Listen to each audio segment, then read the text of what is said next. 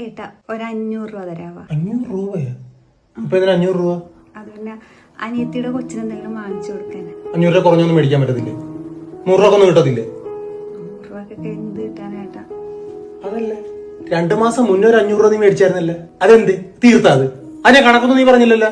അല്ലേട്ടാ, അത് ഏട്ടൻ തന്നെ എന്റെ അടുത്ത് ഒരു പ്രാവശ്യം 200 മേടിച്ച് പിന്നെ എന്തോ കാര്യത്തിനൊക്കെ അതൊക്കെ എഴുതി വെച്ചിട്ടുണ്ടോ? നീ എഴുതി വെച്ചിട്ടുണ്ടോ? എഴുതി വെക്കണം. വളരെ കഷ്ടപ്പെട്ടുണ്ടാക്കണ കാശാണ് 500 രൂപ. അങ്ങോട്ട് ചോദിച്ചൊക്കെ 500 രൂപ വെച്ച് 2 മാസം മുന്നേ 500 കൊടുത്തതാണ്. അതിനൊരു കണക്കുമില്ല നോക്ക്. ജോലിക്കും പോകാനുള്ളൊരു കോപ്പിനും പോണില്ല. നീ ജോലിക്ക് ഇവിടുത്തെ കാര്യം നോക്കൂടി. അമ്മ ഒറ്റക്കല്ലേ ചെയ്തോട്ടെ എന്നാ നടക്കല്ലേ കേട്ടാ. ചുമ്മാതെ അല്ല നിന്നെ കെട്ടിക്കൊണ്ടു വന്നിരിക്കണത്. ഇവിടുത്തെ പണി മൊത്തം ചെയ്യാൻ കെട്ടിക്കൊണ്ടു വന്നിരിക്കണത്. അവിടെ വേറെ പണിക്ക് പോക്കോട്ടെ എന്നാ.